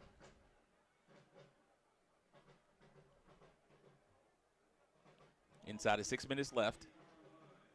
Wildcats picking up 3 on that last play. It'll be 2nd down and 5. Rebels' Logan Hayward was the linebacker on that stop. Wildcats are getting exactly what they want. They're just moving it slowly, eating up clock. And there's Holmes, left side. He stayed in bounds. Needed to stay in bounds. He scampered out of bounds because that leg is still bothering him. He just didn't want to take another hit. I don't blame you, young man. You've taken enough tonight. I guarantee you at practice or at film study, Coach Baker will show him, look, you got that first down, slide and get down. Just right there, that keeps the clock moving. Once they move the sticks, the clock starts moving, and we cut another minute off of this thing. Nope, it wouldn't have mattered anyway. I guess maybe that's why he kept going out of bounds. It's a holding penalty against the Wildcats, and that will back them up 10 yards. So negate the first down. Don't mention the sponsor. And Wildcats backing up here with an opportunity to put this one in the cooler. 2nd down and 13 from the 29. Staying on his feet, staying in bounds, then gets pushed out of bounds, but they're going to keep the clock moving. You're right. He got the message from the coach. He stayed in bounds. That was Daggett on that run. Again, Daggett played a little bit more quarterback than C.J. Holmes, as he was the backup to Keyshawn Sanders last year. But he knew alertly to do just that.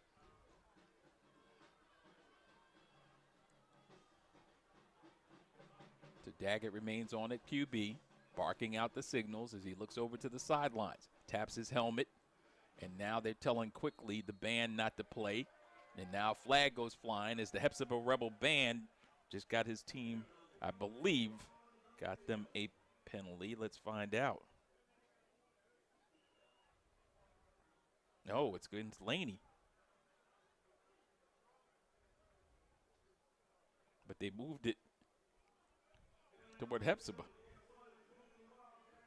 The official, I think, pointed in the wrong direction. Remember, this is early on for them. Yeah.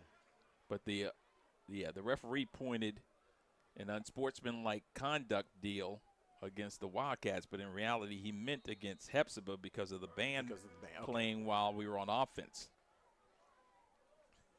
That's rare. Your band got you a penalty. Yes.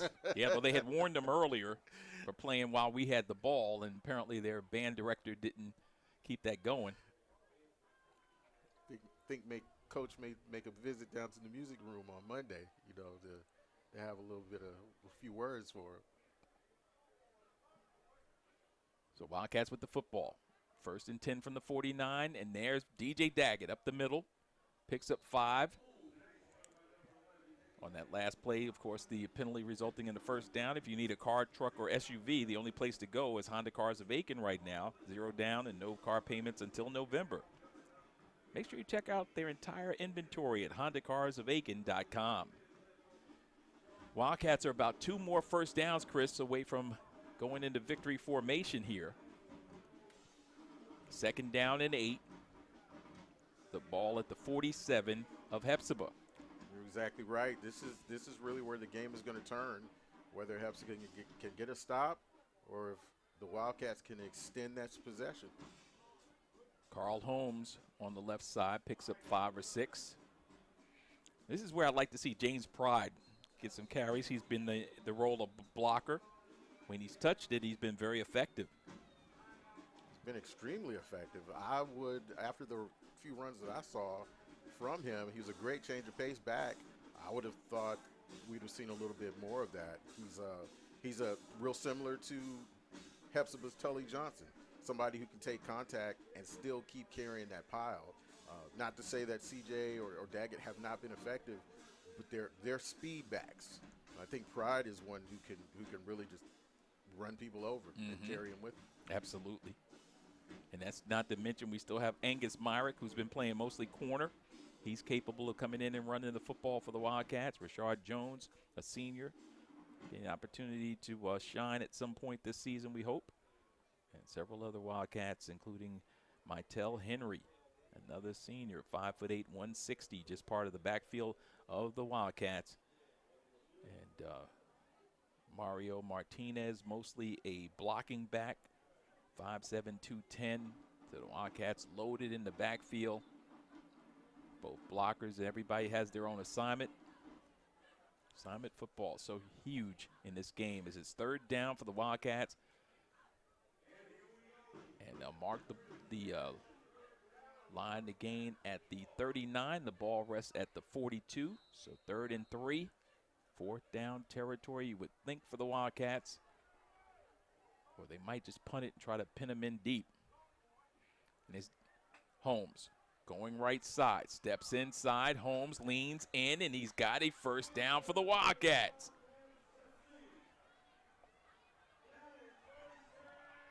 And we've got folks scrambling down on this end.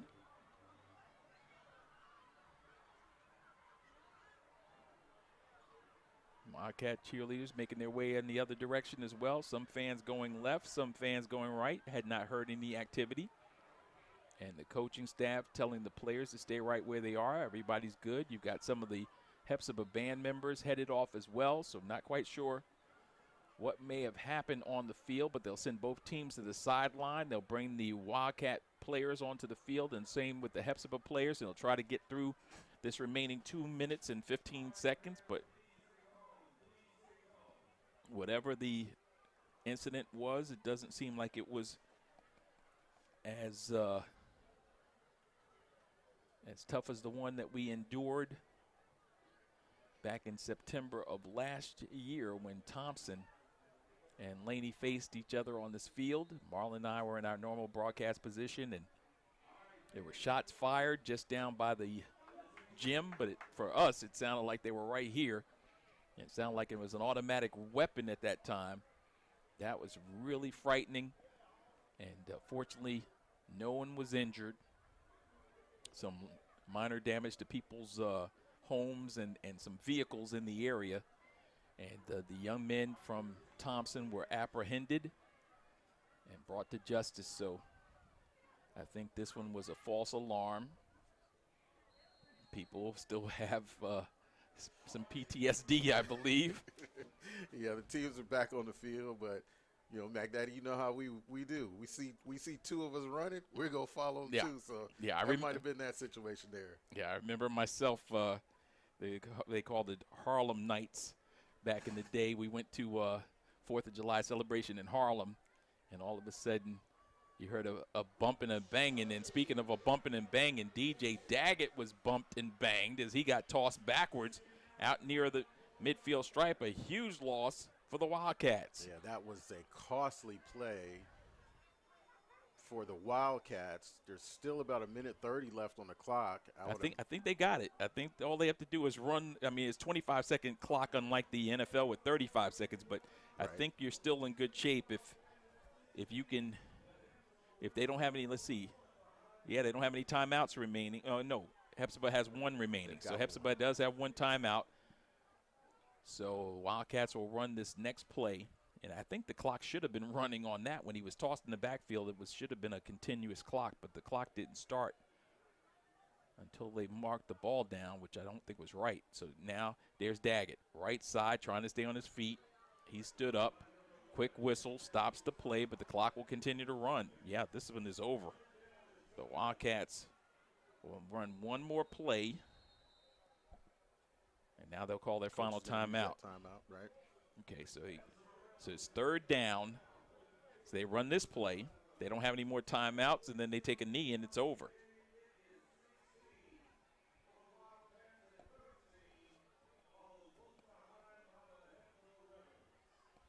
So I think we're in good shape. The Wildcats should be able to prevail if they can hold on to the football. But going back to the Harlem Nights story, we have the event. We're in Harlem, of course, the big celebration, 50 years of hip-hop as I think about it. Hip-hop's going on all over the place, great rap groups performing, and all of a sudden you hear pop, pop, pop, and people just start running. Nobody knows where it's coming from, and you got, women, men, boys, girls, folks are getting trampled, everything. All I thought about was find a big tree that you can stand behind and not get hit. And I found my way behind this tree and just watched thousands of people run until finally cooler heads prevailed and everything was subdued. And then I walked off, found my friends, and we went on home. But oftentimes, like you said, in those situations, you start running. I mean, I saw people getting trampled. I mean, it was really a sad sight, but I might have been all of 18 or 19, freshman, sophomore, college, came home for the summer, and this is what I experienced. So, and it's a lot of people just in the chaos, just running, and right. Like you said, a lot of people get hurt from just that. Right. I remember last year when this happened here with Thompson, there was a couple of elderly, senior members of the Wildcat Nation that had just couldn't run. And so it was really pleasing to see the young people come over and help them find their stuff, find their bags, whatever it might be, as the Wildcats take a knee in the backfield. So they'll take a loss that'll affect their rushing attack as they'll lose another 8 to 10 yards back to the midfield stripe. But the clock will continue to move, and that'll bring up 4th down, and they take one more knee, and this one is in the books. So one solid snap, and this one is all but done, as DJ Daggett gets his final instructions from Coach as he pulls DJ out. And he's going to send Carl Holmes in, so I'm not quite sure what that was all about. And now he's having a discussion with both of them. I think they may get a penalty, which wouldn't be good. So I guess they're going to go, who's going to get the snap? All right, so the Wildcats had 2 timeouts left, so they'll take one right here. So some indecisiveness, some confusion. But the Wildcats will take a timeout as to avoid, I stand corrected. They didn't get the timeout in time, so a 5-yard penalty with 4.1 seconds left. And now they'll send the unit out that they want to finish things off. As a broadcaster, got confused on that one. No, I mean, that was just a confusing series by the Wildcats. You got the game in hand. You just need to get the personnel on the field. You're gonna hike the ball, and the game's over. But instead, they take a penalty.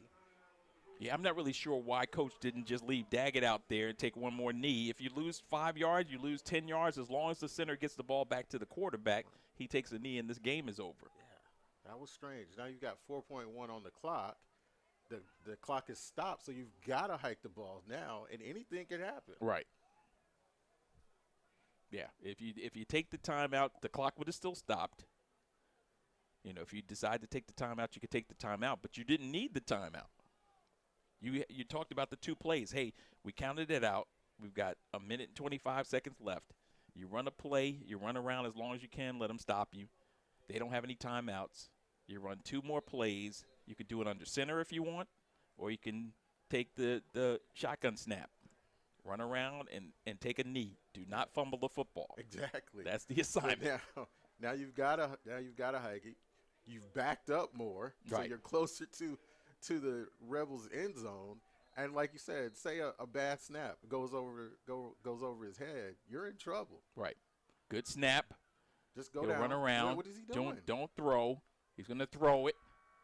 And that didn't make any sense either. He did not need to throw the football, so a pass incompletion would go on the record for C.J. Holmes, who hobbles off the field, but not before his Wildcats pick up their first victory of the year. So the Wildcats even up the slate at 1 win and 1 loss in the season. The same for the Hephzibah Rebels as they dip for the first time and lose this one by a final count of 16-13, and their record drops to 1-1 as well. Non-region contest played by both, and when we come back, it will be time for the post-game activities here at LCL Memorial Stadium. The Frails and Wilson Attorneys at Law post-game show is up next. You're listening to Wildcat and watching Wildcat football on the Perry Broadcasting Sports Network.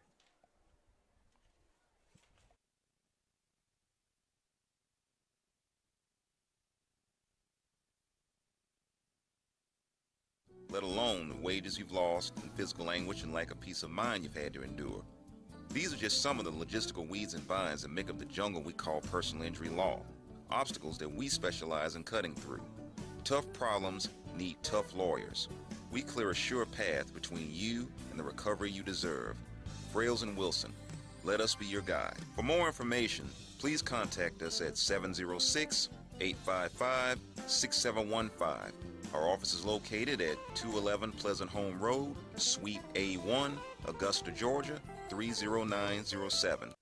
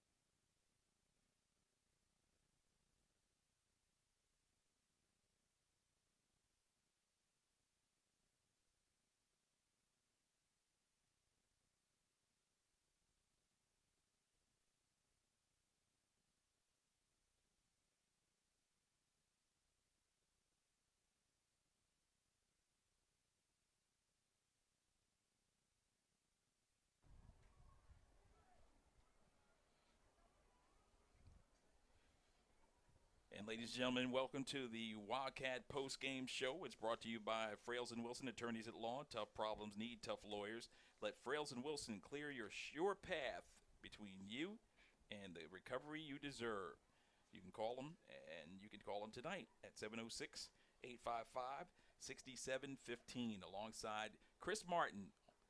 While Marlon Palmer's on assignment, I'm Charles McNeil. Happy to have you guys with us as we prepare you for the post-game festivities here at LCL Memorial Stadium, where fans ran out of the stadium after the Wildcats' victorious 16-13 victory over the Hephzibah Rebels, previously undefeated Rebels of Hephzibah. And your observations as we got a chance to watch a fantastic game. Chris, let me run through the scoring first. And we started off with no score as the Wildcats won the toss, elected to receive in the second half at the 8:40 mark. It was Telly Johnson, one of Martin's money makers for the night. 1-yard touchdown run. The PAT was good, and they led it by a score of 7-0. Laney marched back with a C.J. Holmes 8-yard touchdown run at the 5:06 mark of that opening stanza. It was Holmes on a 2-point run, made it 8-7, and the Wildcats had that lead at the half, as neither team scored in the second quarter. On to the third quarter we went. Telly Johnson electrified the crowd, running over a teammate and by 4 Wildcat defenders on the way to a 68-yard touchdown run. His point after touchdown was no good, and the Wildcats trailed it once again 13-8. But at the 8:27 mark of the fourth period, the Wildcats were knocking on the door. We thought they had gotten a first down on the previous series. The ball was turned over on downs deep in their own territory. Hephzibah had it, and on the first play, they fumbled it back to the Wildcats, and C.J. Holmes with another touchdown run, this time from 3 yards out. 2-point conversion was also good by Holmes, who had an additional pep in his step after having some cramps, and that led to the final margin of victory, 16-13, as the Wildcats locked them down defensively to close out this contest. And Chris, defensive effort for the Wildcats and just enough scoring to bring the victory home. Exactly. There were a lot of crucial plays made during the game. I think early in the game, as you mentioned, it was a little disappointing to see the number of penalties that were that the Wildcats had thrown against them, but it was just mental miscues, and that got the Rebels in the end zone in that first scoring position. But as we were interviewing the coaches earlier this week, they said these teams know each other so well. You know, it's reflected right here in the score. Another close score between these two teams that have grown up, literally grown up with each other, playing JV, meeting each other in JV championships, and now playing again tonight as juniors and seniors, that same team, and another close game. So they know each other really well, and I think the turning point was the turnover. Great play by the Rebels to stop them, but then an even better play by the Wildcats to get that ball back on the very next play of that first down possession by the Rebels. Yeah, tonight marks the 26th meeting of the Wildcats and Rebels, and the Wildcats now lead the series 18 victories, 7 defeats, and 1 tie. And, of course, they've won back-to-back games in the series as well, winning last year's game 26-17 in Rebel Country and winning this one 16-13 on their home field. And the overall thought about this new field, this new experience, and the partisan crowd that came on to support the Wildcats. Yeah, it was a great crowd tonight. Anytime that you play Laney, that opposing team wants to win. So you're going to get their visitors here in this Laney Stadium, and that's what we had tonight. A lot of Rebels fans were in the stand, but even more Wildcats fans were here. This is a beautiful field. We had mentioned it before the game started. It looks like a college-level football field. I can just imagine the pride that these players have playing on this. It's a really fast turf. Unfortunately, it was a little muggy tonight, but the fans stuck it out and hung with us. A lot of cramps on the field, but the players played well. It was a great game and a great environment. If you missed it, make sure that you get down here to LCL Memorial Stadium for a football game this season. Yeah, speaking of which, you'll get your next opportunities to see the Wildcats here on their home field on September the 15th as we host the defending – actually, no, we don't host the defending champions. We'll get a chance to see them against your alma mater on the 22nd. That's right. Your alma mater comes in on September 22nd, so nearly a month from today, we'll get a chance to see Butler, the Bulldogs, coming in, and they'll take them on. The Wildcats, of course, I say your alma mater, you're a Glen Hills graduate, but nonetheless, That is Marlon Palmer's alma mater, my other broadcast partner, and he will be here, I'm sure, in full gold and black, representing his squad, and we'll see your team at the end of the season at your place on the hill. That's it's gonna right. Be a lot of fun when we go over that way. But let's go ahead and talk about that matchup. The next one coming up is First Presbyterian Day, a private school that we defeated last year, and the Wildcats would love to be able to continue their winning ways. On the road, they suffered the defeat, their lone defeat of the season at Strom Thurmond last week. Next week, they get a chance to, 2 weeks rather from now, they get a chance to face another team on the road and take a road trip. What is it like for a team as they prepare to head on the road, having had a victory versus had they lost this contest going in 0-2? I think for a team like this, especially an experienced team, going on the road, I really feel like it's a better environment for you because you just got each other. You stay focused. You don't have all the distractions of families and friends and who's coming to the game, from the other schools. And you're going on the road into a hostile territory. And a lot of times you take that hostility as energy to come in and really put your name on the win. So I would expect them to really bounce back. They've got that bye week, so they're going to recover from all these cramps and the hits that they've taken tonight and go on the road and should be able to get a significant win against First Presbyterian Day. So again, 2 weeks from now, we'll have the radio-only broadcast of Laney taking on Hephzibah. Laney taking on First Presbyterian on the road in Macon. In 2 weeks, we'll have that contest for you. That's September the 8th.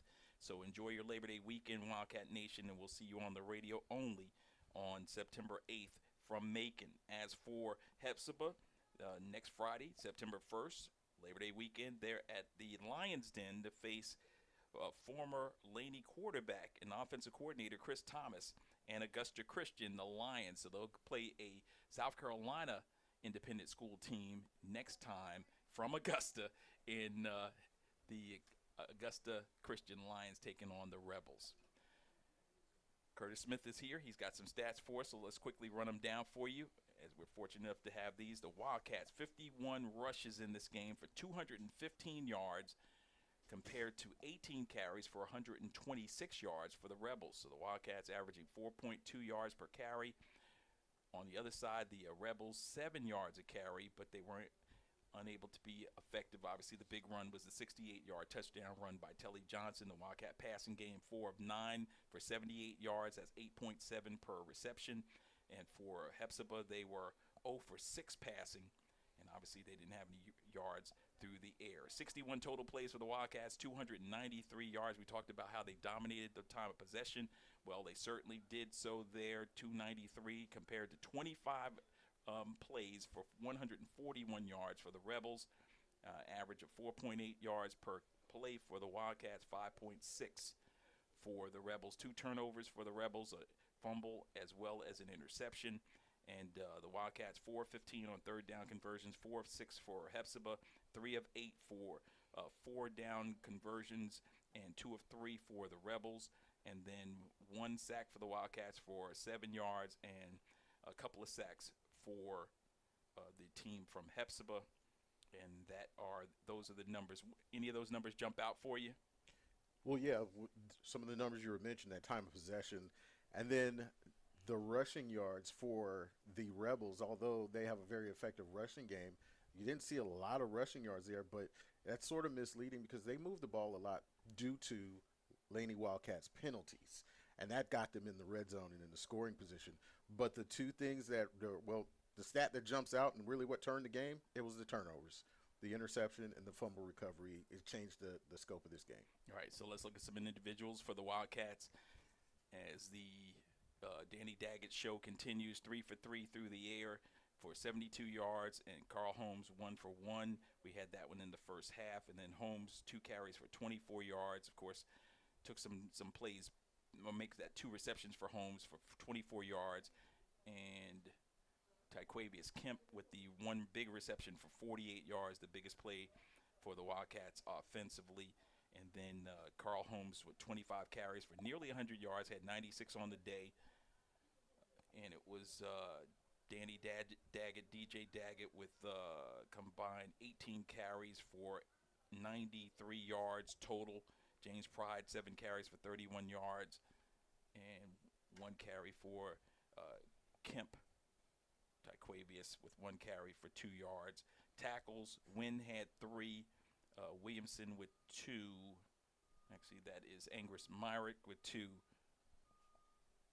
Vince Carter had 2. Chance Bush with 2. Carl Holmes with a tackle. Nicholas Turman had 1. Jaden Brown. Actually, make that Demarion Johnson. I'm saying that because I'm looking at the stats, but the players hadn't been updated from last year's players to next, but we got an idea of who some of those guys are. And thank you, Curtis, for those insights, as Curtis Smith, our statistician, providing the numbers that matter to you.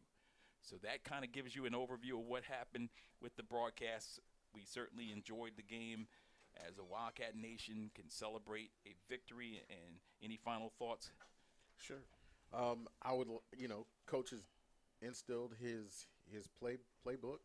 I think you and I both mentioned during the game we'd like to see a little more pride. You mentioned his stats there. He's James averaging, Pride, not Pride as in Laney Pride. Right. James Pride. You mentioned that his stats there. He's getting close to 5 yards per carry.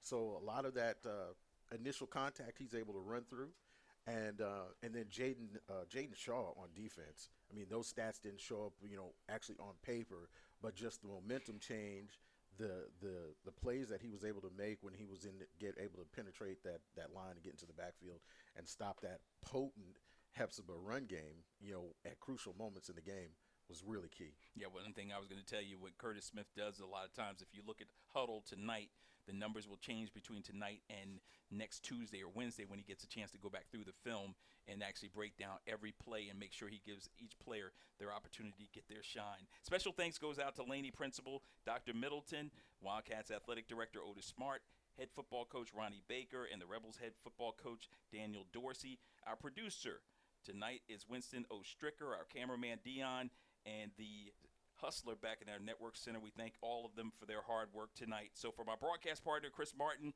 I'm the Mac Daddy Charles McNeil saying good night from LCL Memorial Stadium, where tonight the Wildcats began their 2023 home schedule with a 16-13 victory over the Rebels of Hephzibah. Take care and have a blessed weekend. Good night, everyone.